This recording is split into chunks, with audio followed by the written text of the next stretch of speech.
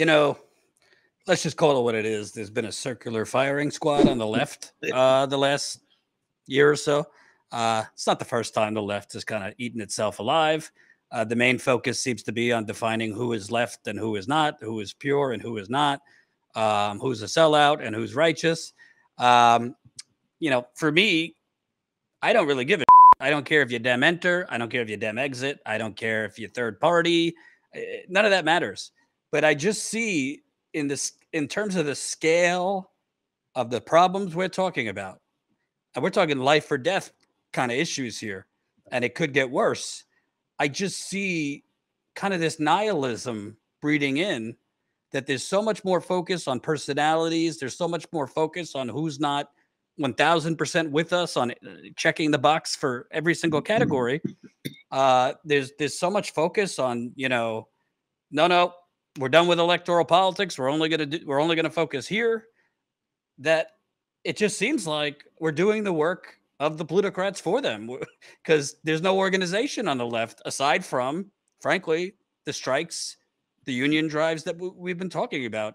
I wanted to ask you, not singling out anyone, but do you think this is helpful? Because I even get criticized when I dare credited some of these squad members for voting as a block now, for saying, no, we're not going to vote for your privatized bipartisan infrastructure deal if we don't get X, Y, and Z here. I don't think it's enough, but they also can't snap their fingers and give us Medicare for all and all these things. So I just wanted to ask you, in terms of kind of the temperature of the left, where do you see things? Well, I guess you and I are pretty close in terms of what I would see. I'm always depressed by the left in this country. I ascribe that to having been pushed so far out of the political life of the country as a whole for so long that it has lost sight of what it takes to win. And so, if you've given up, even if you're not conscious of it, if you've given up the idea you could ever win, then you become vulnerable to thinking, okay, we can't win, but at least I can be right. I can have the right answer, the right program, the right analysis. And that's a dead end. That never stops. That produces as many groupuscules as there are people, and the splitting and all the rest of it. For me, I take my cue from one of the great thinkers on the left in the 20th century who thought about these things. The Italian leader Antonio Gramsci. He developed, and by the way, if people here are not familiar with him, Gramsci, an Italian thinker born in Sardinia, that island off of the Italian mainland, leader of the Italian Communist Party, imprisoned for much of his adult life by Benito Mussolini, who took over the fascism in Italy in the 20s. But he made good use of his time in Mussolini's prison. He wrote a series of books called The Prison Notebooks. His sense of how to do politics as a radical anti-capitalist in Italy.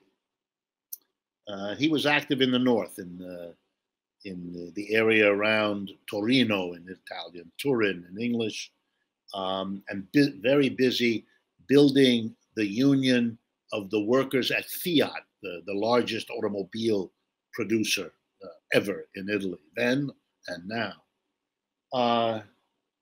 He understood politics to be the development of a coalition of people who respect that they are different, each of them in the coalition, but that they need each other and they have an understanding. I'm going to help you in that part of this coalition you work on, and you're going to help me, and we're not going to agree on what the most important thing is. That's not in the nature of the kind of work we do. We are going to agree that you believe enough in me and what I'm doing to help me on condition that I give you the same, I honor you with the same understanding. He talked about how you can get political power. He loved this term hegemony. And when you see that used these days, he's really the person who worked that out.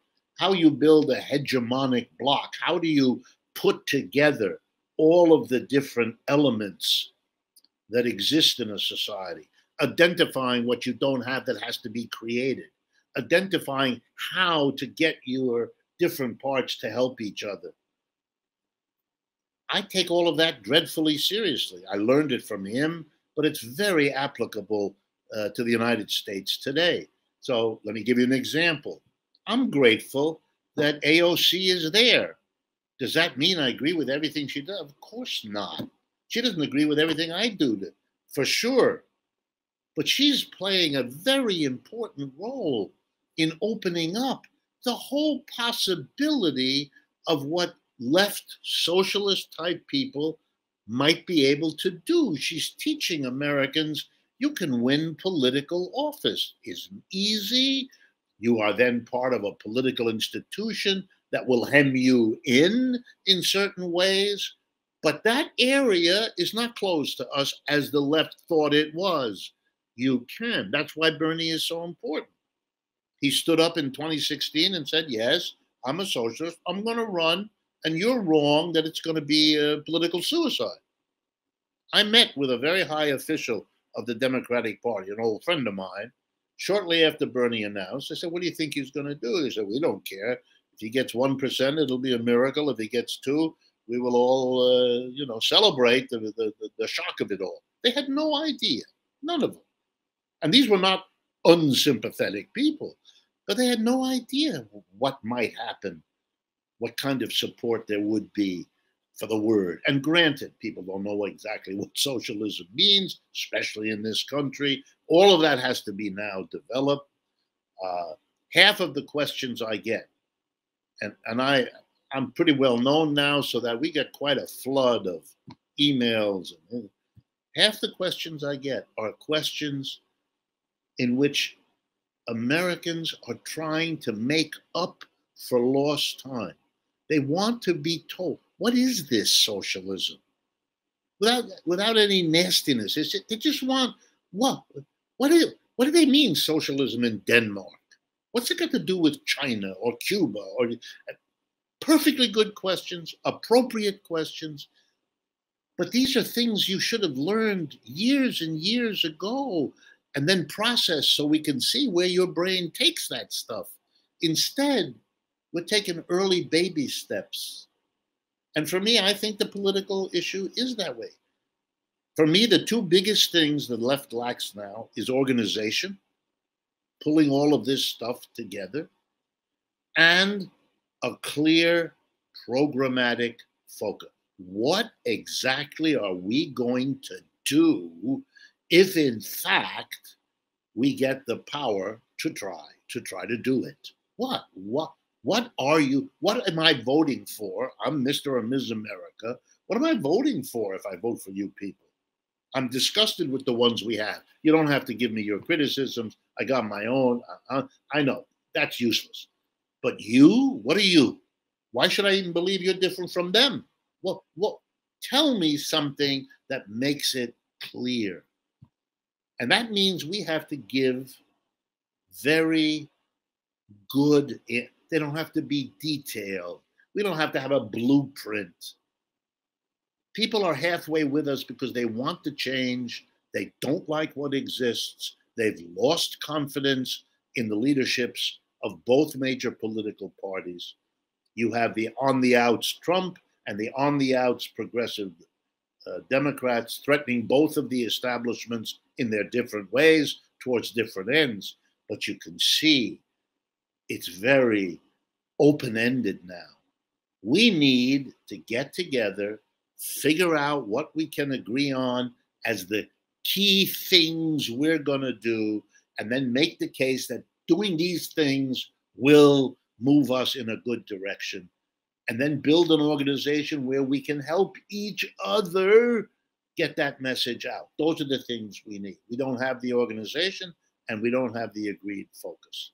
So I work, it's not a choice really. It's where I can work now, I focus on what we ought to be saying we're going to do. That's where I work. But I recognize the importance of organization.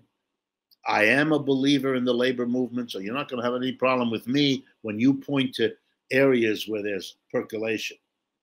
Unions have demonstrated the ability under extraordinary negative pressure to survive. Have they done all they could? Of course not. Have they made mistakes? Enormous ones. But they've survived, and that's a testimony to that they mean something to people. Otherwise, they wouldn't have survived. And they've survived better than a whole lot of other institutions on the left. And that's important for good reasons and bad, but that's an important thing. And they're underrepresented. They can grow. And for folks who don't know their history, the labor movement grew spectacularly in the 1930s. That was the greatest growth the American labor movement ever had in the depths of the Depression, when people were really down.